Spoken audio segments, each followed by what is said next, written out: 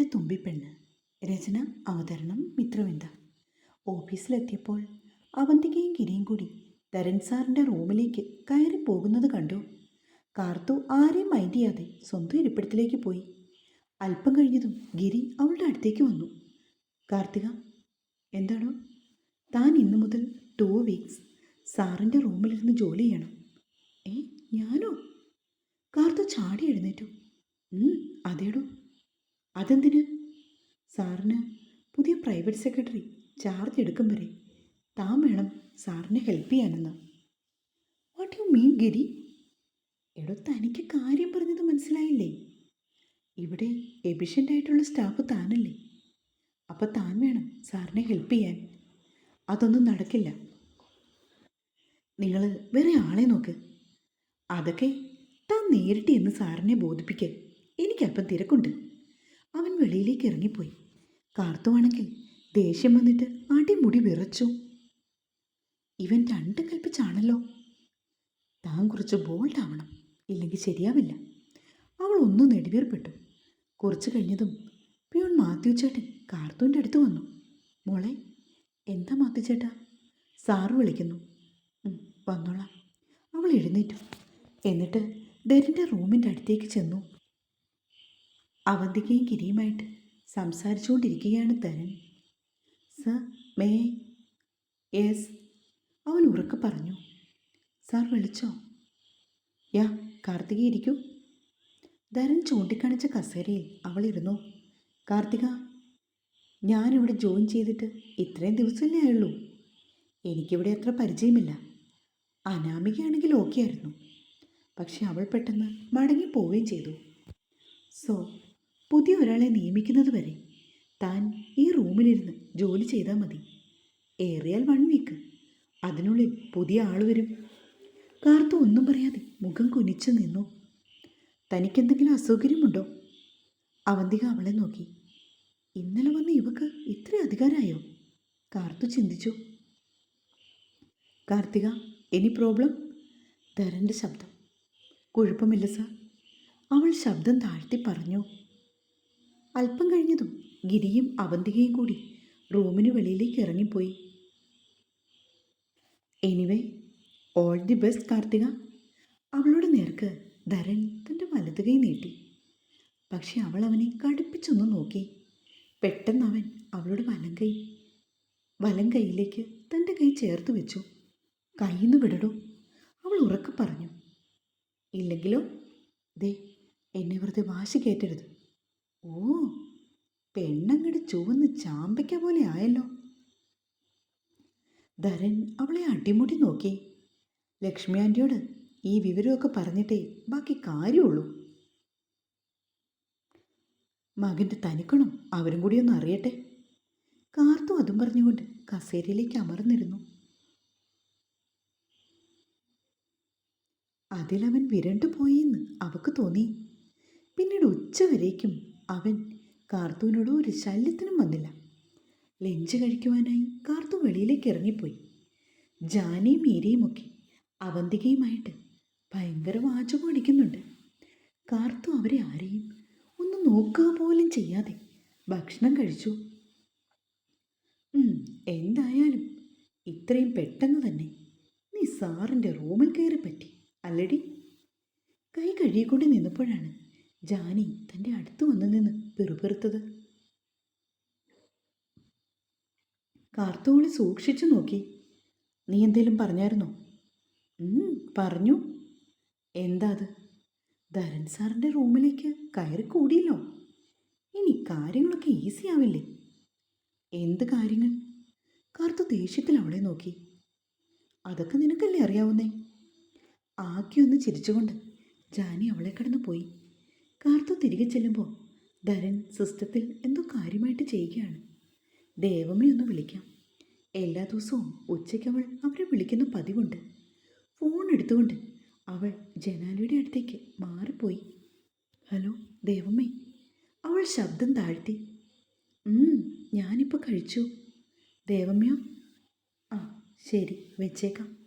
അവൾ phone cut ചെയ്തിട്ട് സ്വന്തം പ്ലേസിൽ വന്നിരുന്നു. ധരൻ ഇതേവരെ ലഞ്ച് കഴിക്കാനായി പോയിരുന്നില്ല. അവൻ കാര്യമായ എന്തോ പണിയിലാണെന്ന് അവൾക്ക് തോന്നി. ബ്രേക്ക് ടൈം കഴിഞ്ഞപ്പോൾ കാർത്തു തൻ്റെ ജോലികൾ തുടർന്നു. 3 മണിയായി കാണും അവനൊന്ന് ഫ്രീ ആയപ്പോൾ. ഇരു കൈകളും മേൽപോട്ടുയർത്തി അവനൊന്ന് മൂരി നിവർന്നു. വിരലുകളിലെ ഞൊട്ട പൊട്ടിച്ചു. മിസ് കാർത്തിക നാരായൺ അവൻ വിളിച്ചപ്പോൾ കാർത്തു മുഖമുയർത്തി. തനിക്ക് കോഫി വേണോ? No sir. ഓക്കെ. പ്യൂൺ ചേട്ടനെ വിളിച്ചിട്ട് ധരൻ ഒരു കോഫിയും 2 പരിപ്പ് വടയും പറഞ്ഞു. അല്പം കഴിഞ്ഞതും അയാൾ കോഫി കൊണ്ടുവന്ന് വെച്ചിട്ട് പോയി. ധരൻ ഒരു പരിപ്പ് വട എടുത്ത് അവളുടെ നേർക്ക് നീട്ടി. ഇന്നാടോ ഇത് കഴിച്ചോ? No sir. അതെന്താ? എനിക്ക് വേണ്ട, അത്ര തന്നെ. കഴിക്കടി ഇത്, അല്ലെങ്കിൽ നിന്റെ വായിലേക്ക് ഞാൻ കുത്തിക്കയറ്റും, കാണണോ? അവൻ കസേരയിൽ നിന്നും എഴുന്നേറ്റ് അവളുടെ അടുത്തേക്ക് വന്നു. എനിക്കിഷ്ടമല്ല, അതുകൊണ്ടാ. ഓ അങ്ങനെയാണല്ലേ, ഓക്കെ. അവൻ അതിലല്പം മുറിച്ചെടുത്ത് അവളുടെ നേർക്ക് നീട്ടി. നീ ഇതൊന്ന് കഴിച്ചു നോക്കിക്കേ. എനിക്ക് വേണ്ടെന്ന് ഞാൻ മലയാളത്തിലല്ലേ പറഞ്ഞത്?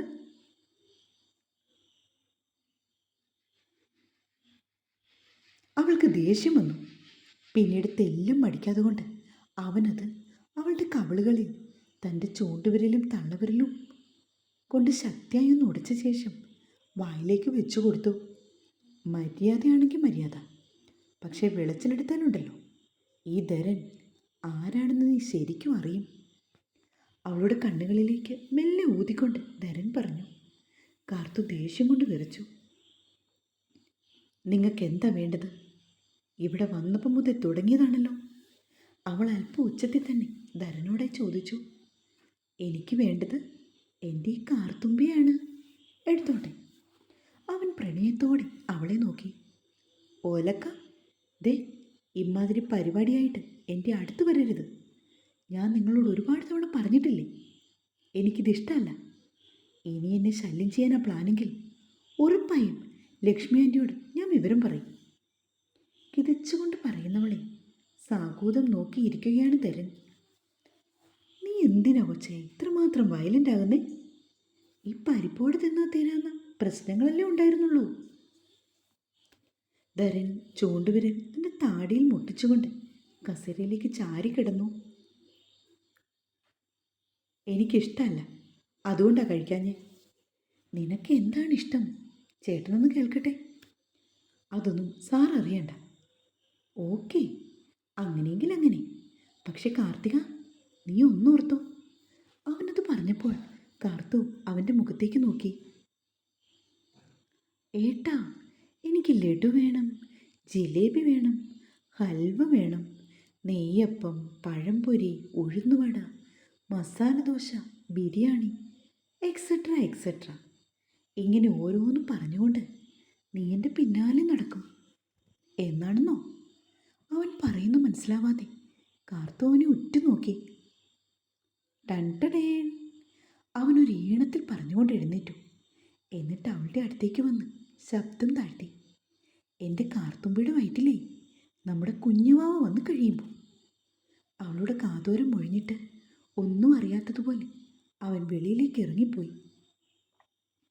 ഈശ്വര, ഇയാൾക്കിത് എന്തിൻ്റെ കേടാ? ഉള്ള മനസ്സമാധാനം കളയാനായിട്ട് ഓരോരോ മാരണം. ഇവനെ എന്തിനാണാവോ ഇങ്ങനെ കെട്ടിയെടുത്തത്?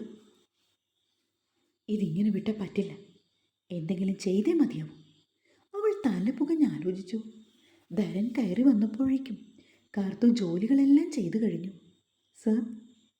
യെസ്. എനിക്ക് സാറിനോട് സീരിയസ് ആയിട്ട് അല്പം സംസാരിക്കാനുണ്ട്. പറയട കുട്ടാ, എന്താണ് ഏട്ടനോട് എൻ്റെ അമ്മാളൊന്ന് പറയാനുള്ളത്? എൻ്റെ പേര് അമ്മാളൊന്നല്ല, കാർത്തികയെന്നാണ്. ആയിക്കോട്ടെ, പക്ഷെ ഞാനേ എൻ്റെ അമ്മാളൂന്നേ ഇനി മുതൽ വിളിക്കൂ. അവൻ കൈകൾ രണ്ടും മാറിൽ പിടിച്ചുകൊണ്ട് കാർത്തുവിൻ്റെ അരികിൽ വന്ന് മേശമേൽ ചാരി നിന്നു. സാർ, എന്നോട് ഇങ്ങനെയൊന്നും പെരുമാറരുത്.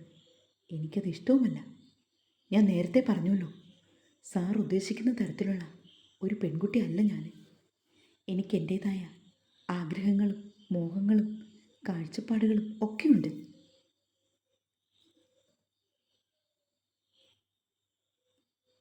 സാറിൻ്റെ ഉദ്ദേശം എന്ത് തന്നെയായാലും അതൊട്ട് നടക്കാനും പോകുന്നില്ല. അതുകൊണ്ട് ദയവ് ചെയ്ത് എന്നോടിനി ഇങ്ങനൊന്നും പറയരുത് പ്ലീസ്. അതും പറഞ്ഞുകൊണ്ട് അവൾ അവൻ്റെ മുഖത്തേക്ക് നോക്കി. അവളെ ഉറ്റുനോക്കിക്കൊണ്ട് നിൽക്കുകയാണ് ധരൻ. എൻ്റെ ഗുരുവായൂരപ്പ, ഇക്കുറി ഏറ്റവും തോന്നുന്നു. അവൾ ഒന്നും നെടുവീർപ്പെട്ടു.